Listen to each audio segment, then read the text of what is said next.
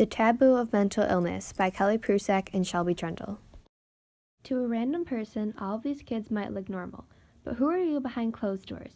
Depression and anxiety are very common problems for teenagers, but the taboo of mental illness prevents us from talking about it. We sat down with Rayanne, a psychologist, and John, a college student who has experienced suffering from anxiety and depression, and got their views on why society stigmatizes mental illness so much and doesn't allow people to talk about it. I think a big part of it is just history. It started off being one of those things that was looked at negatively. You know, these people are crazy. They were separated from society. Nobody wanted it around. I think another big thing regards to any crimes that we have. You often hear them talk about what kind of mental illness they had. People connect mental illness with danger. And, you know, any of these big, like shootings, things like that, they often say they had a history of mental illness, things like that. So that's what people see as mental illness. I think we're really good at hiding what the reality of mental illness is. I don't think we show it as much. People don't talk about it. People often think that it's something that they're choosing. I know with the younger crowd, it's kind of one of those nobody else is experiencing it, or they feel no one else is experiencing it. So they're afraid to actually talk about it because they don't think people understand. I think that people have just been trained to believe that it's a big choice. I think people also are afraid of medication. They're just instantly, if I say I have this, I'll be put on something. People don't like to be forced into taking something or rely on something. So I've seen that be a big holdback for people to actually admit that they have an issue. I think it's just a matter of how we describe it too. Everything that you see talking about mental illness is usually something negative. You know, on TV, it's usually about negative stories, things like that. You don't really see the other side of it, that people do live and become productive members of society with an illness. I think nowadays people are talking about it more, but it's still pretty rare. You know, we're constantly trying to pretend it doesn't exist. If you could do one thing to change how society sees mental illness, what would you change? I think it's just a matter of exactly what people think and see. We often get people who step on our unit and think it's the padded walls. People constantly, you know, either acting out or acting funny, and it's not always that. It's a lot of people who look like you and I and have jobs and have families and can usually do their day-to-day things, but sometimes just fall into that stage of struggle where you need a little bit of extra help. I think we need to realize that people didn't ask for this. They didn't ask for trauma to happen in their lives. They didn't ask for genetics. It's just like any other illness, cancer, diabetes, anything. It's something that takes treatment, and in order to actually work through it, you have to continue with treatment. And it's really the only way people will survive through it. I think it's just a matter of changing how people act around it and not being so uncomfortable, but how do we change this? How do we open up our minds to it?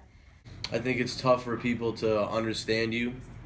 When you tell them what you're dealing with, nobody understands it until they're experiencing it themselves. People need to be more educated about it, and there's two ways that you can do that. You can either take classes when you get older. Take a class in college about mental illness, something in the psych field. It will help you learn about it so you have some base knowledge, and then go home and look stuff up and just learn about people's cases, because the most difficult part of having anxiety and other things is because people don't understand it.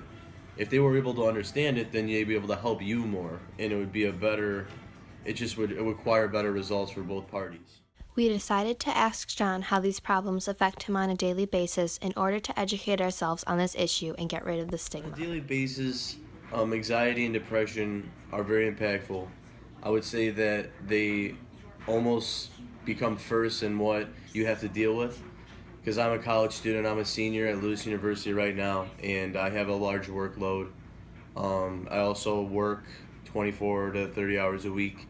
So trying to manage the two on top of having a high level of anxiety or depression is very difficult. And I've had some large scale life events occur that have caused me to have my depression. And when you have something like that and you worry as much as I do, you can develop these type of things. And I would say that on a daily basis, it's probably number one. Even if I have that much to do with school or work, anxiety can sometimes force me not to do any of it. Sometimes I just worry about everything. So I'd say it's very important. When I was in high school, from my anxiety and everything that I've gone through and worrying so much, I actually developed physical tics, shoulder shrugs, eye blinks, vocal tics like grunting and stuff. I took medicine for it when I was in high school. That especially, and I actually developed a small form of Tourette from all my anxiety and my worry. I was in my math class sophomore year at Lincoln Way North, and I was taking a quiz, and I was having vocal tics without even knowing. My teacher came up to me and told me that next time I have those, she should be told so she can remove me from the classroom and have me take my quiz in the library away from everybody. So being singled out like that doesn't make you feel good. Mental illness affects 1 in 5 Americans, and 2 out of 3 people diagnosed with depression do not seek any form of help. Also, 1/2 of people with anxiety also suffer from depression. In a class of 30 kids, that means 6 would suffer from some sort of mental illness. But a survey we conducted from 100 students says that 54% of students suffer from depression and 85% suffer from a mild form of anxiety. High school is a clearly stressful time for people, so we asked Rayanne and John what advice they would give to people who are suffering. I think just a matter of fact that there is help out there. We have a unit that is full the majority of the time, so that shows how many other people are struggling. There's plenty of resources, and like I said, there's way more people than you think that are going through very similar issues. I think regarding educating people that we have to explain, in the hospital we have family groups because some of these people can't understand what's going on in their own head, so it's very difficult to describe it to somebody else when they don't understand. So if we have these educational groups and have these family support groups, it gives people a better opportunity to support one another. And there are support groups out there for families who are dealing with this within their own homes, and I think that it's a great resource for people to actually start utilizing. I would tell them to get a hobby, play a sport, or go to the gym and work out, because the more you're doing, the less you think about stuff, and the more you are able to rationalize your situation. Because if you can't figure out a way to rationalize it, it will rule your life. But do talk about it. Don't keep it inside. Talk to your family about it. Help your friends understand what you're going through.